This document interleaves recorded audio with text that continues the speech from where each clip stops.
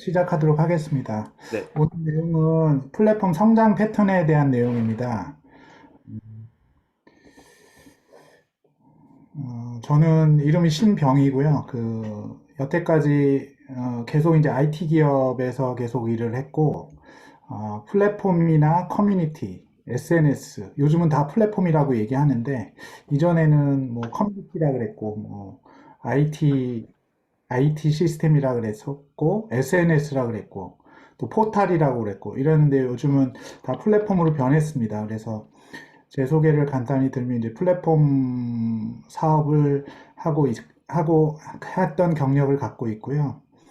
지금은 현재 플랫폼 웍스에서 플랫폼 컨설팅과 교육을 하고 있고 또 다른 한쪽에서는 CG온이라는 스타트업에서 부대표로 같이 일을 하고 있습니다. 이 두 가지 역할을 제가 지금 하고 있고, 제가 이전에는 이 플랫폼 성장 패턴에 올라타라 이전에는 아주 옛날 한 십몇 년 전에 인사이드 커뮤니티라는 또 책을 하나 낸 적이 있습니다. 이 인사이드 커뮤니티는 커뮤니티를 어떻게 만들고 구축을 하는가 뭐 이거에 대한 내용이고 그거가 이제 발전이 돼서 이제 플랫폼으로 된 거라고 볼 수 있습니다. 지금 제가 이제 이 책을 기초가 된 서적들인데요. 책에는 참고 서적을 다 한꺼번에 넣진 않고 이게 또 어려울까 봐 각주로 넣게 됐는데 플랫폼이라는 비즈니스가 플랫폼이라는 것들이 사실 좀 복잡해서 여러 가지의 분야의 책들이 좀 필요합니다. 그리고 제 책도 이 중에 이제 하나가 됐는데 이게 없어질지 또 여러분들이 계속적으로 참고해서 볼 수 있을지 이것들도 또 지나가 봐야지 알게 될 것 같고요.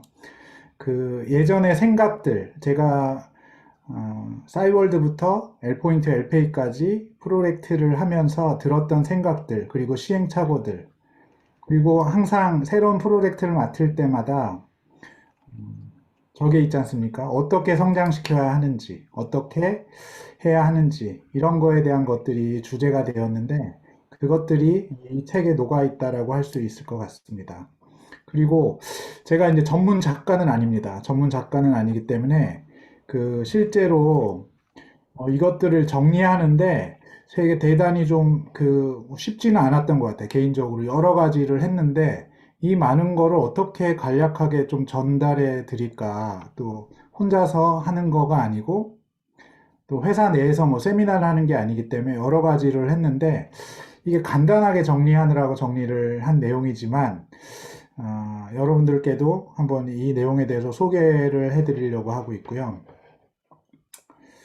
어, 이 내용은 제가 겪은 이제 플랫폼 성장 패턴에 대한 의견입니다. 플랫폼이 어떻게 성장하는지에 대한 패턴에 대한 얘기를 하는 거고, 실제 이 얘기를 좀 드리려면, 아, 요즘에 시대가 어떻게 변화가 되는지 이것들을 잘 보는 것도 되게 중요할 것 같습니다. 요즘에는 막 웹 3.0, 메타버스, NFT, 블록체인 뭐 이런 얘기가 많이 되고 있는데 사실 이런 얘기가 지난 세월 동안 한 10년마다 한 번씩 계속 이렇게 이루어졌거든요. 2000년대 전후로 해서는 웹이 나왔고 2010년도에서는 또 모바일이라는 게 나와서 이것들 통해서 사람들이 어떻게 해야 될지 그리고 또 최근에는 웹 3.0, 메타버스 이런 것들이 나오면서 이게 어떻게 준비해야 되는지 또 무엇을 준비해야 되는가 이런 질문을 모두 다 하실 것 같고 또 저 같은 관점에서는 이 시대를 관통하는 성장 패턴이 있나 새로운 것들이 막 나오는데 좀 검증된 것들이 있는지 이 두 가지가 굉장히 궁금했었고 이 궁금한 것들이 사실 지금뿐만 아니고 이제 2000년대부터 2010년대부터 2022년대 이 과정을 저는 다 겪은 세대인데 웹이 나왔을 때, 모바일이 나왔을 때, 또 최근에 나왔을 때 시대를 관통하는 성장 패턴이 있다. 이게 예전에 10년 전에 적용하던 것들인데 왜 지금도 이렇게 얘기를 하고 이렇게 있지? IT나 새로운 기술은 과거 거는 없어지는 건데 왜 그럴까를 관찰을 했는데 사실 기술은 바뀌지만 사람들이 그거를 사용하고 많은 집단들이 그것들을 모여서 하게 되는 일이고 기업 경영 역시 그런 거하고 일맥상통하기 때문에 실제 공통된 패턴이 있다라고 제가 주장을 했고 그래서 이 책의 내용은요, 플랫폼에 관한 책입니다. 그리고 더 정확하게는 플랫폼의 성장 패턴이 어떤 것인가에 대한 얘기를 소개해 드리려고 합니다. 한마디로 플랫폼 성장 패턴이 뭐냐라고 여쭤보시면, 이게 지금의 거대한 성장을 만들어낸 행동 지침들이다. 그래서 이 행동 지침에 대해서 연구하고 적용할지 검토하고 또 내 사업이나 비즈니스에 적용할 수 있으면 되게 유익할 거라고 저는 생각을 해서 이렇게 정리된 게 19가지예요. 그래서 19가지는 성장 디자인에 대한 거, 폭발 성장에 대한 거, 그리고 성장을 어떻게 도약했는지, 그리고 이 성장을 어떻게 지속을 해야 되는지에 대한 내용으로 구성되어 있습니다. 사실 이 내용은요, 되게 반복되지만 사람들이 눈치채지 못합니다. 그리고 눈치채더라도 잘 실행하기 어려운 내용이에요. 그래서 이게 되게 재밌으면서도 또 이거를 알고 있다라고 해서 내가 실행하기가 쉽지 않은 거를 알 수 있고 저 또한 기업에서 일을 할 때 마찬가지였습니다. 이거 아는데 왜 실행이 안 돼? 여러 가지가 있습니다. 왜냐하면 제 보스, 저를 저 위에 보스에 대한 또 성향이 있을 수도 있고 의사결정을 알지만 못할 수도 있고 팀원들에 대한 걸 수도 있고 예산이 부족할 수도 있고요. 또 이 현재 진행되는 것과 맞물려서 이거를 하지 못할 상황들도 있습니다. 그래서 사실은 이것들은 모두 다 이 19가지를 다 적용해야겠다. 이런 거는 사실 되게 대단히 어렵습니다. 그래서 모두 다 적용할 필요는 없고요. 이 내용을 보시고 이게 나한테 맞는 내용이 어떤 건지 이런 것들을 픽해서 적용해보고 고민해보고 그리고 이 책에서 소개하고 있는 여러 레퍼런스들과 참고 자료들을 하고 비교해 보시면 유용할 거라고 저는 생각합니다. 여기 있는 그림은 실제 어떤 패션 쇼핑몰 창업을 하신 분께서 제 책을 한번 읽어 주시고, 아, 그래서 나는 요렇게 적용을 해야겠다라고 해서 요 배너도 만들어 주시고, 여기 체크된 것들을 내가 한번 적용해 보겠다라고 생각하셔서, 실제 요 체크된 것들을 본인 비즈니스에 한번 적용해 보겠다라고 만드신 건데, 여러분들도 혹시 이런 사업이나 해야 될 연관된 것들이 있으면 이런 식으로 적용하면 저는 유용하지 않을까 하는 생각이 듭니다.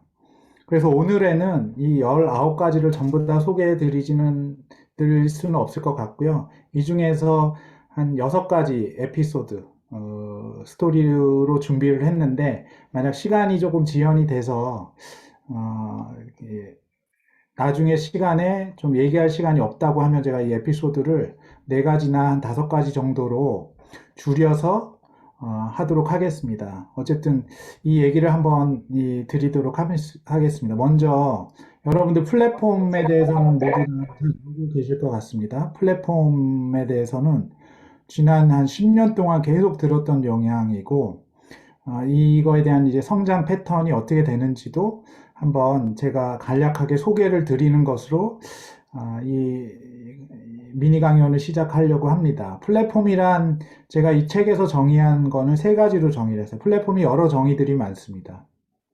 먼저 이제 생산자와 소비자를 연결하는 사업 모델이라고 얘기를 하고 플랫폼은 또 디지털 생태계이기도 합니다. 우리가 한 생태계가 있으면 최상부터 최하까지 그리고 서로 상호작용을 하면서 여러 가지 일들이 일어나는데 플랫폼이 역시 그렇다라고 제가 생각해서 이렇게 적었고 또 플랫폼은 네트워크라는 관점에서 생각을 해볼 수 있습니다. 플랫폼은 그냥 앱 하나가 아니고 그리고 예쁜 화면이나 디자인이 돼 있는 홈페이지가 아니고 이 홈페이지를 통해서 연결돼 있는 곧 기업 안에서 사람과 사람이 또 기업과 사람이 또 공급자와 소비자가 또 크리에이터와 팔로워가 이렇게 연결되어 있는 구조라고 저는 생각을 했고 특히 이제 또 플랫폼 기업도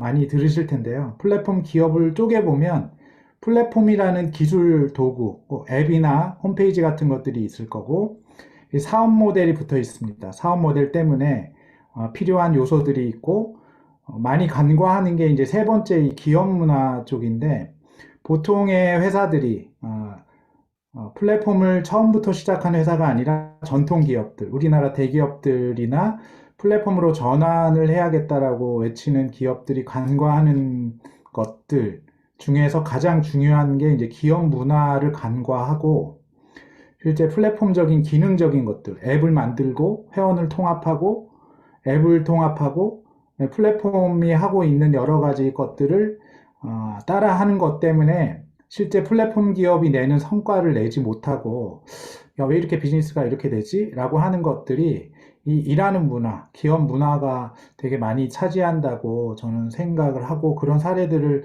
많이 경험을 했습니다. 여러분들 플랫폼의 성장 방식은 전통 기업에 해당하는 것이 여기 까만 선인데요. 전통 기업은 처음부터 끝까지 순차적으로 쭉 성장합니다. 조금 뭘 하면 성장을 하고 공장을 하나 지으면 또 매출이 오르고 마트 같은 경우도 어디 신도시에 마트 하나가 추가가 되면 매출이 오르고 성장합니다. 하지만 플랫폼 기업은 실제 전통 기업이 하는 방식하고 좀 다릅니다. 처음에는 성장이 없죠.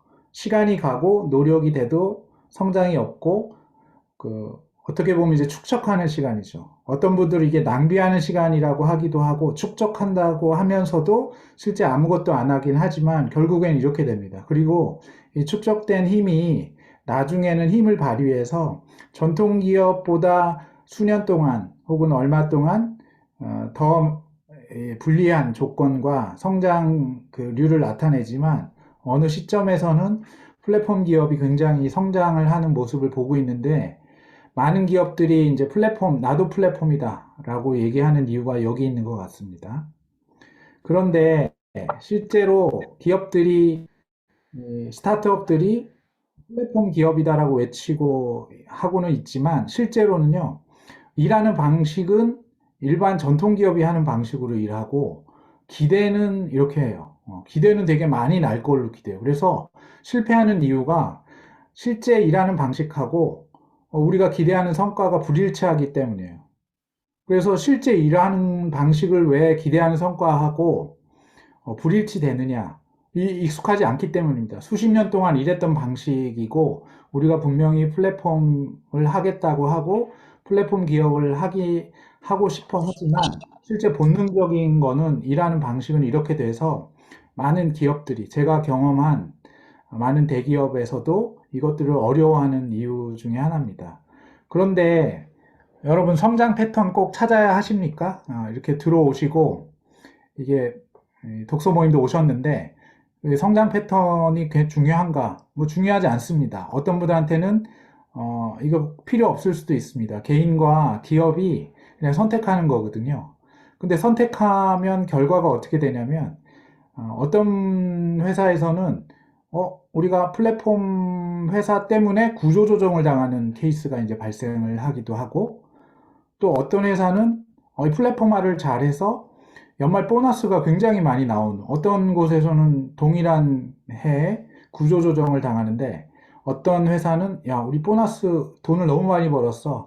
이렇게 하는 케이스가 있습니다. 제가 책에서는 롯데마트하고 월마트의 예를 들었는데 같은 시간, 같은 코로나19, 같은 비즈니스 모델을 갖고 있는 이 두 회사가 왜 어떤 곳에서는 매장을 축소하고 구조조정을 단행하고 왜 어떤 회사에서는 이게 보너스가 넘치고 신규 채용이 안 돼서 이렇게 많은 고통을 또 겪는가? 또 그것도 고통이죠. 그렇게 얘기하고 있어요. 최근에는 월마트에서는 일할 사람이 없어서 트럭 운전사가 우리나라 돈으로 연봉 1억이 넘는다고 합니다. 트럭을 운전하는.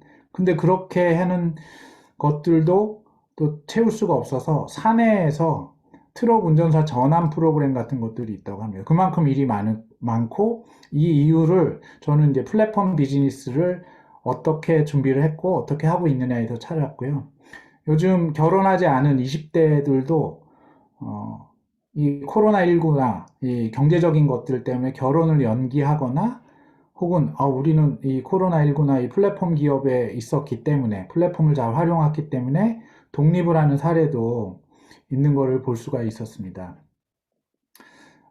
이제 플랫폼 기업은 이제 생필품이 된 거죠. 예전에 전기하고 물이나 이런 거 보는 요금 내면서 하는 것처럼 현재 시대는 바야흐로 플랫폼 전성 시대고 플랫폼은 이제 전기와 물처럼 사람들이 모르면 안 되는 혹은 몰라도 자기도 모르게 쓰고 있는 이런 상황이 되었고요. 그런데 제가 이제 그 주제로 성장 패턴이라는 것이 했는데 역시 찾아도 되고 안 찾아도 됩니다. 이게 선택하는 거거든요. 활용하든가 대신에 활용당하던가 이거는 저희가 피할 수 없어요.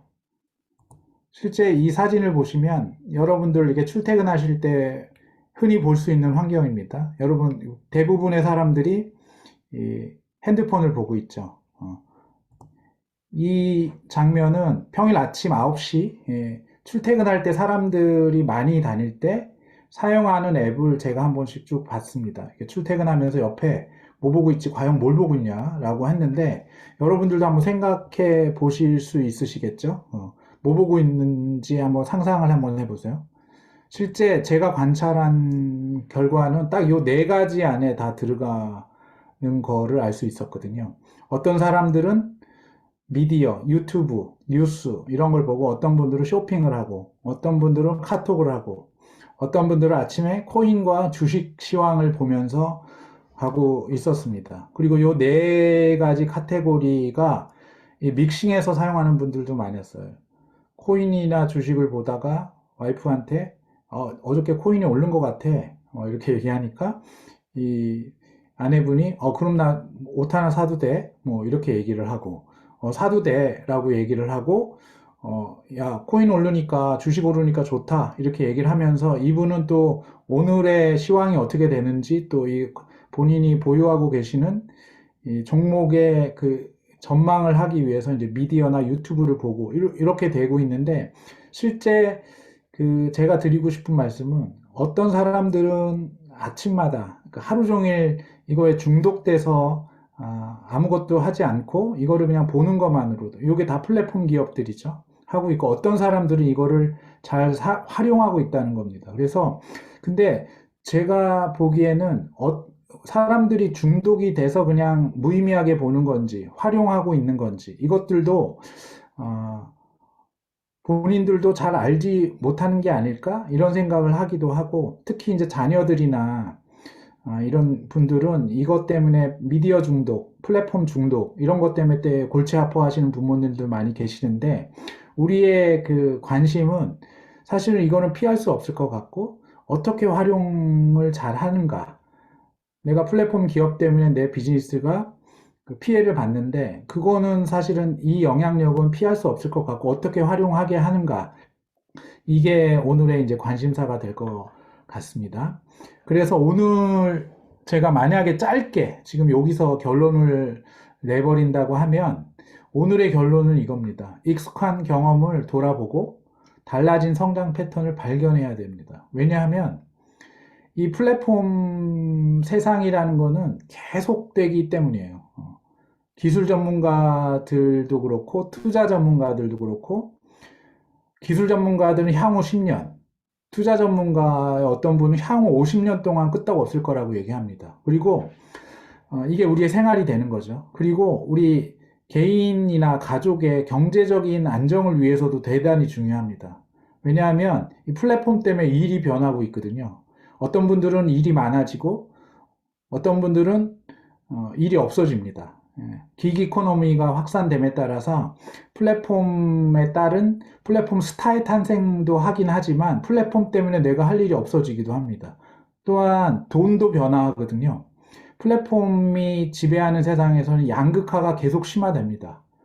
그리고 이 양극화를 보고 있는 이제 국가에서는 어떻게 하면 기본소득, 어떻게 하면 이거에 피해를 보는 사람들에게 이 피해를 보지 않을 수 있도록 세금 정책을 계속 얘기하고 있는데 플랫폼 소유주나 플랫폼을 잘 활용하는 사람들은 부가 막 그 저희가 상상할 수 없을 정도로 이동을 하고 있고 나머지는 일용직 노동자나 기본소득을 받게 되거나 나한테 기본소득을 이렇게 조금 주지? 뭐 이렇게 이제 화를 내는 상황이 되어 있기 때문에 저희가 IT 기업에 있든 IT 기업에 있지 않든 이 플랫폼이 저희 생활 굉장히 깊숙이 와 있기 때문에 이거는 정말 우리가 익숙한 경험이 뭔지 그리고 뭘 적용해야 되는지 이런 이 상황에 있습니다.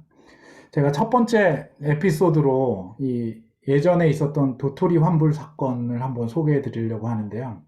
이거는 플랫폼 기업이 어떻게 사용자들과 운영해야 되는가와 연관이 있습니다. 어, 여러분들 싸이월드 혹시 기억하시는 분 있으실지 모르겠는데 싸이월드에서는 그 100원당 한 개 도토리를 구매를 해서 이것들로 여러 아이템을 할 수 있었습니다. 근데 이 초창기에는 그 실제 싸이월드가 그렇게 크지 않았는데요. 그 어떤 날 싸이월드 사업팀 앞으로 박스 소포 하나가 딱 배달돼 있는데 요런 소포가 왔습니다.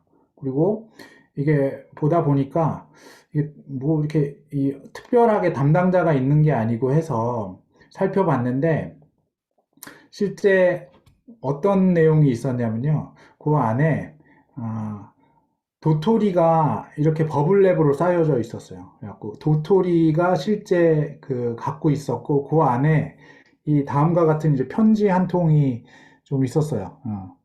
뭐냐면 싸이 도토리로 바꿔주세요. 부탁합니다. 그리고 자기 싸이월드 아이디, 이름, 주소, 전화번호까지 다 적어서 해줬습니다. 어, 여러분 플랫폼 운영하시는 분이라면 또 이게 이 세모람이나 이런 것처럼 스타트업이지만 플랫폼적인 성격을 갖고 있는 곳에서는 이런 요구사항들이 많이 있을 수도 있습니다. 여러분 같으면 어떻게 하십니까? 그때 이런 경우에는 보통 기업들이 이런 거 거절하죠. 거절하고 얘 왜 이렇게 장난을 쳐? 이렇게 얘기하는데 당시 싸이월드에서는 이걸 어떻게 처리했냐면요. 이 고객이 우리한테 장난을 친다. 장난을 치고 우리한테 장난을 거는 거다. 이렇게 생각을 하고 저희도 야, 고객한테 장난을 치자. 저희 팀들이 어떤 얘기를 했냐면 이렇게 답장을 해서 얘기를 했어요. 답장 내용을 한번 읽어보시면 대단히 장난스러우면서도 기분 나쁘지 않게 그리고 실제로 이 싸이월드가 이거를 바꿔줬다라고 얘기하면 또 많은 분들이 이게 너무 곤란해지기 때문에 또 적절한 형태로 이 장난 섞였지만 젠틀하고 또 유머스럽게 이렇게 보내드렸어요. 보내드리고 실제로 그분의 아이디에 실제로 158개를 가지고 오셨는데 이 158개를 다 도토리로 충전해드리지 않고 일부는 빼고 상한 도토리라고 우리가 트집을 잡아서 탈락시키고 153개 정도를 이렇게 드렸는데 실제 이게 어떤 효과가 있었냐면요. 이 고객분께서 이거를 받으시고 너무 좋아하시고 막 충격을 받아갖고 진짜로 이게 바뀔지 몰랐다라고 해서 본인의 블로그와 뭐 주변 사람들한테 한번 말을 엄청 하고 다니시기 시작하시고 그것 때문에 이거를 본 사람들이 이게 정말인지 보기도 하고 그 친구나 그 블로그를 본 분들 중에는 기자분들도 계시고 누구도 계시고 이렇게 돼서 실제로 이게 대단한 그 마케팅 효과가 있었어요. 싸이월드에서는 이후에 잘 되고 나서 TV 광고도 굉장히 여러 번 했는데요. 두 번 했군요. 죄송합니다. 두 번 했는데 이 TV 저희 실무자들이 봤을 때는 이 TV 광고 두 번, 이 조승우가 나오고 누가 나오는 이 TV 광고보다 훨씬 더 효과가 있었던 마케팅 효과를 발휘했습니다. 왜냐하면 TV 광고 나왔을 때 저희가 그 트래픽이나 회원 가입, 매출 이런 거 다 모니터링 하는데 크게 효과가 없었습니다.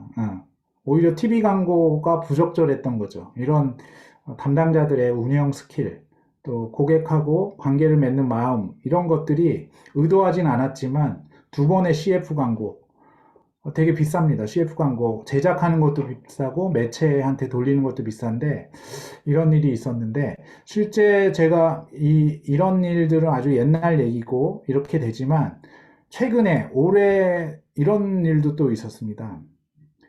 올해 2022년도 1월에 그 기억하시는 분들도 있을 수 있는데 삼성전자 주식 환불해달라. 이 주식 열풍이 불면서 주식을 많이 사셨는데 특히 이제 삼성전자 주식을 많이 사시고 삼성전자 주식이 이 작년이나 올해 초에도 뭐 10만 원 간다, 뭐 5만 원에서 10만 원 막 이렇게 뭐 외치다가 갑자기 떨어지니까 이런 어, 요청들이 아주 게시판에 난리가 났습니다. 심지어 청와대 국민청원까지 올라갔던 거예요. 삼성전자 주식 떨어졌으니 환불해달라. 이게 좀 코믹한 얘기 같지만 당시에는 되게 증권사나 이런 분들이 심각하셨던 것 같아요. 근데 제가 그냥 질문을 한번 드려봅니다. 여러분께서 삼성전자 주식 환불해달라는 요청을 받은 이 증권사 매니저라면 혹은 리더라면 팀장이라면 어떻게 하셨을까요? 어떻게 하셨을 것 같습니까? 환불해 주시겠습니까? 아니면 환불하면 이제 큰일 나겠죠? 이런 상황이 계속적으로 저는 반복되는 것 같고, 이전에 그 사이월드에서 겪었던 상황하고는 조금 결은 다르지만, 이런 거를 어떻게 다루느냐에 따라서 플랫폼 기업들이 한 번 더 점프하기도 하고, 점프를 못하고, 추락하기도 하는 것 같다라는 말씀을 한번 드려보고 싶습니다. 이게 왜 그러냐면요.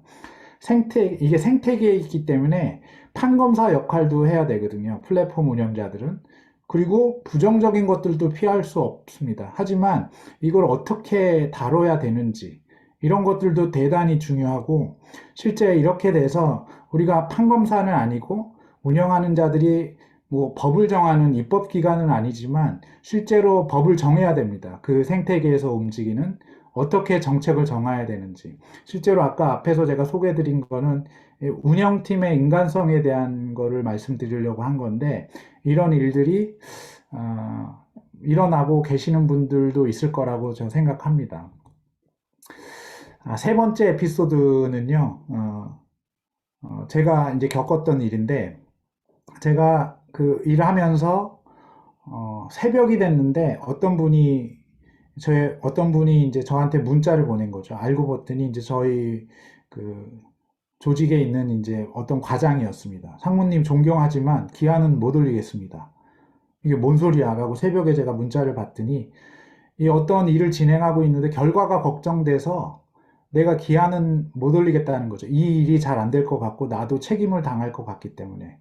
얼마나 고민이 됐으면 이제 새벽에 올렸겠습니까? 새벽에 문자를 보냈겠습니까? 이 메시지를. 참 이런 일들도 많이 일어납니다. 또 두 번째 이런 일들도 일어나는데요. 대표님, 이건 어떤 스타트업에서 일어났던 일을 제가 관찰한 내용인데, 활성화 이유도 모르는데 어떻게 일을 합니까? 이 이야기는 대표이사하고 스타트업에서 한 2, 30, 20명 되는 스타트업에서 모여서 활성화를 위한 브레인스토밍을 하는 과정에 어떤 그 개발자가 이런 질문을 한 거예요. 도대체 우리는 왜 활성화를 해야 되는 거예요? 물론 이제 매출이었었겠죠. 근데 실제 매출을 올리는데 우리가 왜 활성화를 해야 되는지를 아주 강하게 컴플레인을 해서 2주간 실제 중단이 됐어요. 나는 행동 못 하겠다. 이거 이해가 안 가서. 이런 일들이 일어납니다. 그래서 나는 행동하지 못하겠다. 우리가 내적인 동기가 부여되지 않을 경우에 이런 일들이 자꾸 일어나는데, 실제 기업에서는요, 플랫폼 기업에서는 어떤 내적 동기를 그 부여하기 위해서 여러 가지 일을 합니다. 그 중에 하나가 이거 한번 읽어보실래요? 이 가로 안에 어떤 기업을 들어가는 게 가장 적합할까요? 라는 제가 문제를 내면 이 독색의 텍스트를 보면 이 가로 안에는요, 모든 인터넷 기업을 다 들어가도 다 채워 넣어도 큰 손색이 없습니다. 그만큼 좀 맹숭맹숭하고 또 이게 이 직원들에게 뭘 하도록 동기부여하는 거는 아니죠. 근데 우리나라의 대기업들이 주로 이런 것들을 합니다. 뭐 예를 들면 매출 뭐 100조 원을 하고 싶다. 우리가 뭐 재계 1등을 하자. 이렇게 얘기하는 반면에 플랫폼 기업들은 어떤 뭐 새롭게 하자. 뭘 하자라고 어떤 동기부여하는 방식이 좀 다릅니다. 왜냐하면 플랫폼 기업은 전통 기업과 다른 방식으로 내적 동기를 부여하거든요. 공급자, 소비자, 직원, 이게 모두가 공감해서 돌아가야 하는 이 비즈니스 성격이기 때문에 그냥 이 기업 내부에서만 어떤 목표, 이를테면 매출 100조 원, 이거는 사실은 공급자나 소비자의 목적은 아니잖아요. 또 직원들의 목적이 될 수도 있긴 하지만 이것들이 동기부여를 하지 않는다는 거죠. 제가 옛날 얘기 한번 더 하겠습니다. 이 싸이월드 같은 경우는 사이좋게 만들자라는 것들이 이 플랫폼의 그 큰 거대한 목적이었어요. 그리고 이 사이좋게 만들자라는 이 어떤 큰 거대한 목표는 사람들의 일하는 어떤 행태를 바꾸고 기준이 됐는데, 예를 들면 이런 일이 있었습니다. 방명록이 있었는데요. 그러니까 미니홈피에서 서로 간에 글을 쓰는 방명록이 있었는데 비밀 방명록을 만들어 달라는 요구가 들어왔습니다. 그래서 아니 그럼 비밀 방명록 만드는 거를 할 수도 있지만 이걸 왜 하지? 어떻게 하지? 하지 말지? 뭐 이런 것들을 많이 하고 이 논쟁이 있는데, 실제 이거를 할지 말지에 대한 그 의사결정의 기준이 바로 사용자들을 사이좋게 만들어 주는가? 이 기능이 만들어 주냐? 라는 게 토론의 주제였고, 이게 사용자들을 사이좋게 만들어 준다 라는 판결이 나서 이걸 하기로 했습니다. 그래서 야, 이거 되게 중요한 것 같다. 모든 다른 기능들을 개편하는 것보다 이게 사용자들이 지금 인간관계에 문제가 생기고 있다. 이렇게 돼서 우선순위를 높였어요. 그리고 이런 기준들은 이렇게 서비스가 발전되고 수정하거나 삭제하거나 우선순위를 높일 때 했는데, 이 선물하기가 필요하니? 아니면 일촌세분화가 필요하니? 싸이월드에서 실명제를 진행하고 있었는데 이게 계속 유지해야 되는가? 이런 거를 질문할 때 기준이 됐고요. 실제 싸이월드도 해외 7개국에 나가 있었는데 해외 사용자와 연결되어야 하나? 지금은 페이스북이나 인스타나 뭐 트위터가 세계 사용자와 연결이 안 되는 게 우습게 보이지만 그 당시에는 이런 SNS의 활동이 한국에서만 있었기 때문에요. 해외하고 연결되어야 하는지도 되게 큰 고민이었는데 당시에는 이거는 안 된다라는 결정이 났어요. 지금의 뭐 기준으로 보면 굉장히 조금 아쉽긴 하지만 이런 결정을 나는 구조가 되었던 겁니다. 그래서 실제로 이 책에서도 이 내적 동기에 대해서 4장에 되게 제일 먼저 나와 있는데, 이런 역할을 하기 때문에 중요성이 높아지거든요. 근데 실제 싸이월드뿐만 아니고 다른 플랫폼 기업들도 이런 것을 합니다. 금융을 쉽고 간편하게라는 게 사실 토스의 캐치프레이즈인데, 이 토스는 금융을 쉽고 간편하게 만들고 싶은 거를 모든 사람들한테 그 어필을 하는 거죠. 그리고 이 문제를 해결하기 위해서 어떻게 해야 되는가.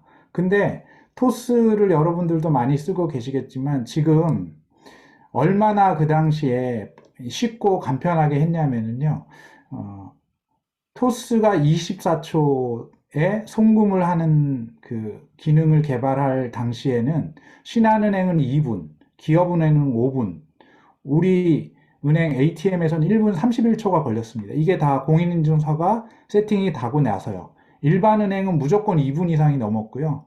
이것들의 불편함을 참고 있었던 그 우리나라 사용자들은 토스가 24초 안에 송금을 했을 때 이게 되게 열광하지 않을 수 없게 되겠죠. 그래서 은행보다 12개 빠르게 하는 액션들이 만들어진 겁니다. 제가 여기 보여드린 거는 2015년 1월에 조선 비즈 핀테크 체험을 한 어떤 기자분이 실제로 겪어놓은 걸 제가 인용한 건데, 이처럼 어떤 내적 동기라는 게 플랫폼의 어떤 기능, 발전을 많이 좌지우지합니다. 근데 이런 거는 실제 플랫폼 기업뿐만 아니고 우리가 살고 있는 세상이나 우리 자녀들이나 이런 데서도 똑같이 적용이 되는데요. 요즘 아, 초등학생 장래 희망을 조사를 1년에 한 번씩 교육부가 하는데 1등이 작년 말에 했는데요. 1등은 운동선수, 2등 의사, 3등 교사 이렇게 된답니다.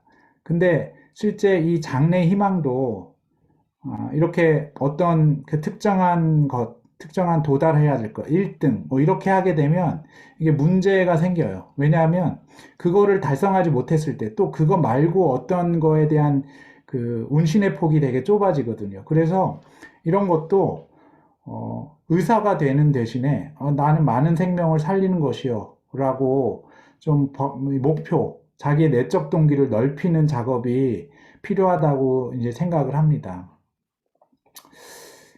제가 그 티빙이라는 서비스를 했었는데요. 그 2011년도, 요즘에는 OTT 서비스 넷플릭스 많이 사용하시지만 2011년도 당시에는 그러지 않았는데 그 당시 이 프로젝트에 대단히 관심을 많이 계시던 그 CJ의 리더분께서 누가 10년 후에 TV를 보겠냐? TV는 앞으로 없어진다. 이 올리원적인 방법으로 TV를 없애라. 이런 메시지를 주셨어요. 그래서 지금도 CJ ENM, TVN을 잘 활용하고 있는 이 티빙이라는 그 OTT 플랫폼은 10년 전에는 이런 비전을 갖고 있었습니다. 10년 후에 TV를 보겠냐? 안 본다. 그렇기 때문에 우리가 TV를 대체하는 것들을 만들어야 되고, TV를 없애자.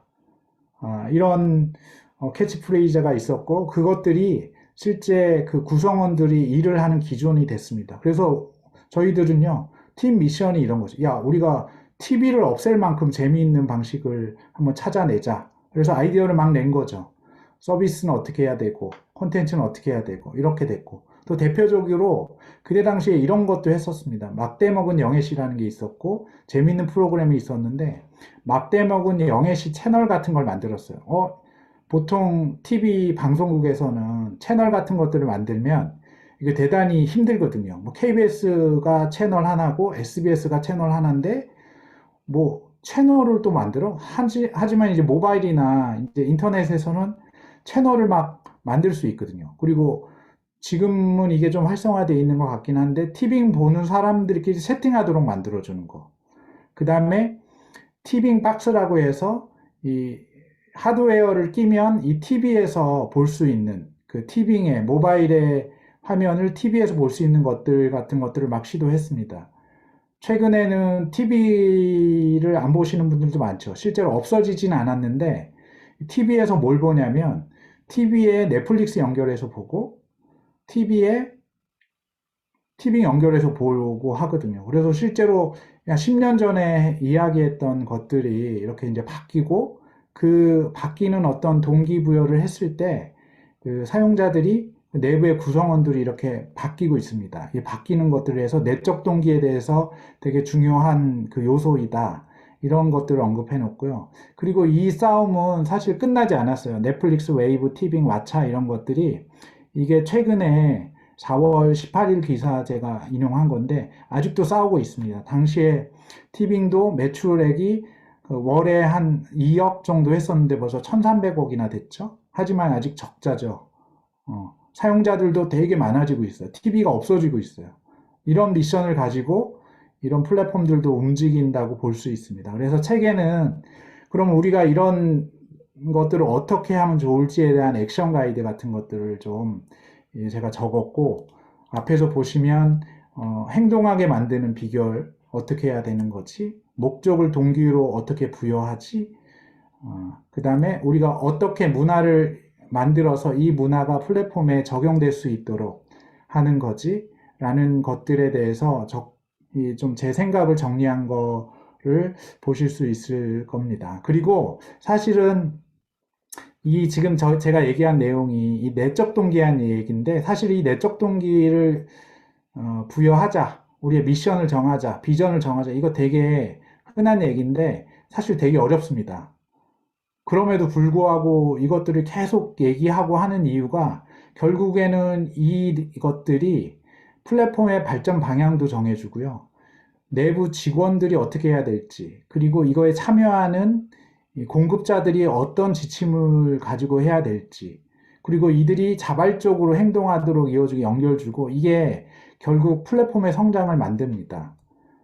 그래서 이 내적 동기에 대해서 이 적은 거에 대해서 잠깐 요약을 했는데, 결국에는 이 내적 동기가 이 패턴이 달라졌어요. 예전에는 연봉이나 숫자나 뭐 재계 목표 매출 목표가 중요해졌다고 하면 최근에는 이 일을 하는 이유나 목적이나 사명감, 자기 동기 이런 것들이 중요해졌고 이전에는 주로 명사로 표현했죠. 내적 동기를. 뭐 1등, 뭐 학위, 의사 이렇게 됐지만 요즘에는 그 플랫폼 기업들이 이걸 동사로 표현합니다. 뭘 하자. 가격을 싸게 만들자. 아마존이 그렇게 하죠. 우리가 TV를 없애자. 사이좋게 만들자. 금융을 쉽게 하자. 이런 것들이 실제 참여자들, 규모가 커질수록 무엇을 해야 되는지에 대한 지침을 내려준다라고 볼 수 있습니다.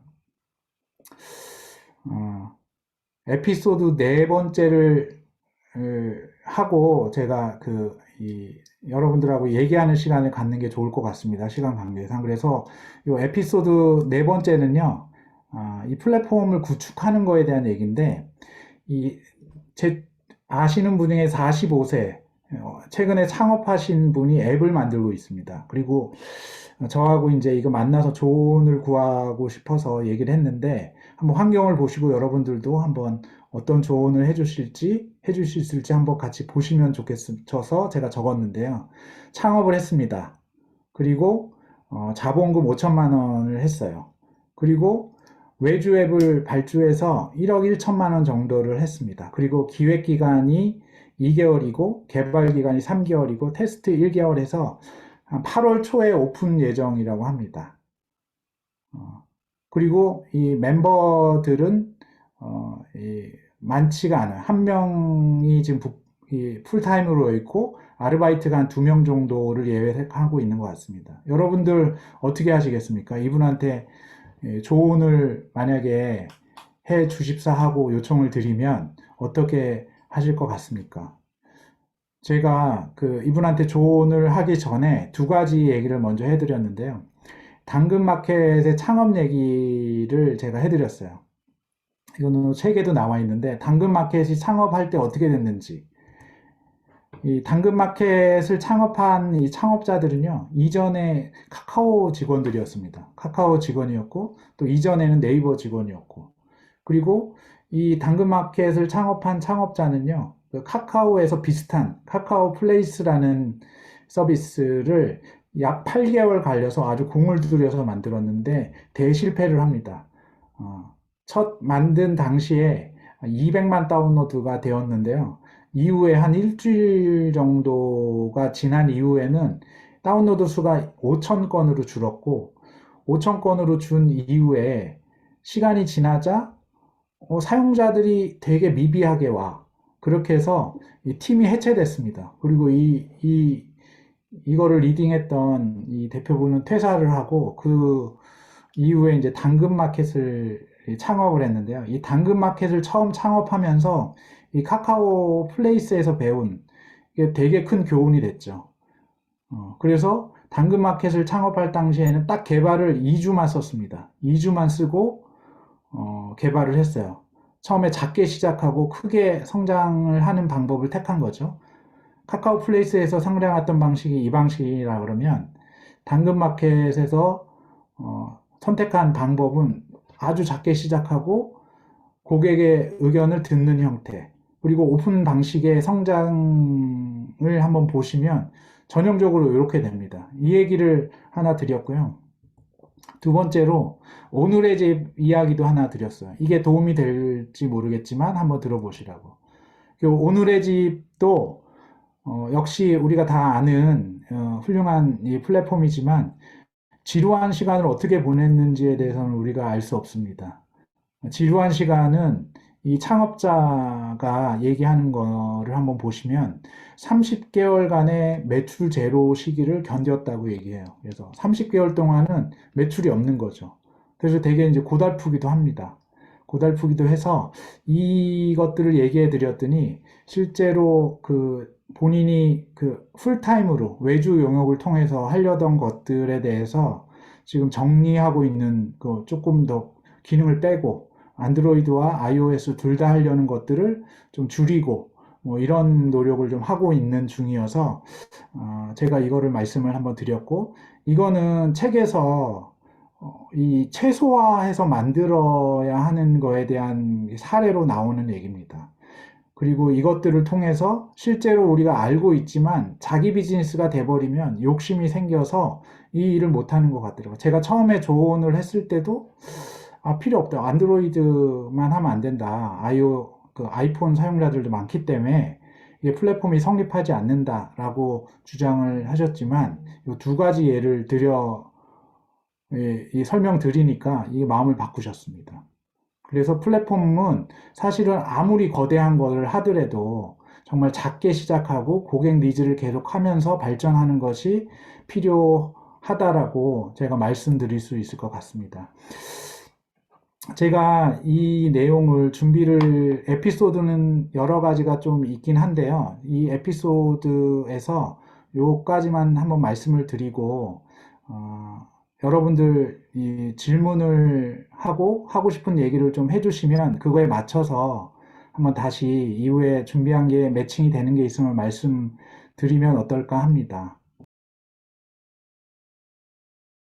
오늘 와주셔서 감사하고요. 또 인원이 작아서 또 이렇게 딥한 얘기를 또 할 수 있었던 것 같습니다. 그래서 좋았었던 것 같고, 저는요, 그 이노베이터가 아니거든요. 이노베이터도 아니고 IT 트렌드 리드하는 사람이 아닙니다. 그래서 시대 변화는 항상 제일 이렇게 끌려가듯이 갔던 것 같아요. 이를테면 웹이 나왔을 때도 제가 웹 싸이월드로 옮기게 된 계기도 이전 직장에서 제 보스가 윈도우 95 시절에 윈도우 3.1을 시켰어요. 그래서 야, 나는 도저히 윈도우 3.1로 돌아가서 개발을 할 수 없다. 라고 해서 이직을 결심을 했고요. 싸이월드 다닐 때도 너무 회사가 후져서 이직을 해야겠다라고 생각을 하고 여러 군데 그 이직 서류를 냈다가 그때 결국은 붙었습니다. 야후 코리아라는 그때 당시 우리나라 1등이었는데요. 야후 코리아에 붙어서 옮기려고 했는데 이분들이 째째하게 제가 원하는 연봉을 안 줬어요. 그래서 자존심이 상해서 그냥 있었던 것이 오히려 더 좋았었는데 실제 이노베이터이건 그다음에 아주 보수적인 사람이건 시간이 지나가는 것에 대해서 시대가 변하는 것에 대해서 막을 수 없습니다. 그리고 끌려가면 되게 피곤해요. 그리고 끌고 가야지 자기가 주도해야지 이게 똑같은 일을 하더라도 주도해야지 기쁘고 즐겁습니다. 그리고 지금 시대는 예전에 PC통신 시절, 웹 시절, 모바일 시절, 또 이제 메타버스 시절 이렇게 다 와서 또 세대가 바뀌고 있는데요. 이 기술이 아무리 바뀌더라도 기술만 익히면 되는 것이 아니고 그 기술을 어떻게 활용해야 될지 하는 성장 패턴을 연구하고 적용해야지 즐겁습니다. 그리고 이거는 저희가 선택을 하든 안 하든 끌려갈 건지, 끌고 갈 건지, 다시 끌려갈 건지, 주도할 건지, 이거는 본인이 선택할 수 있고요. 어차피 하게 됩니다. 나중에라도. 지금 안 하더라도 나중에 하기 때문에 이왕이면 재미있게 진행하면 좋을 것 같고, 우리 대표님과 오늘 질문해 주신 분들 한테 모두에게 해당하는 건데, 사실 플랫폼 비즈니스는요, 되게 멋진 말이지만, 이게 되게 고단한 작업입니다. 그리고 노가다 작업도 되게 많습니다. 경험하셨듯이. 그리고 이걸 해야 되나 말아야 되나는 고민의 시간도 많고, 혼자 고민한 고군분투라는 단어가 어울리는 비즈니스거든요.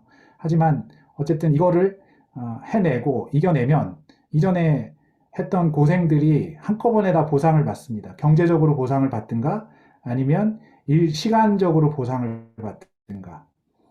그런 경험이 자녀나 혹은 주변 사람들한테 알려줄 수 있는 형태로 보상을 받든지 하기 때문에 이 시대가 변하는 거에 대해서 우리가 면밀히 살펴보고 이거에 대해서 우리가 주도할 수 있는 그런 지식이나 경험을 쌓을 수 있으면 저도 이 책을 정리한 보람이 있을 것 같습니다.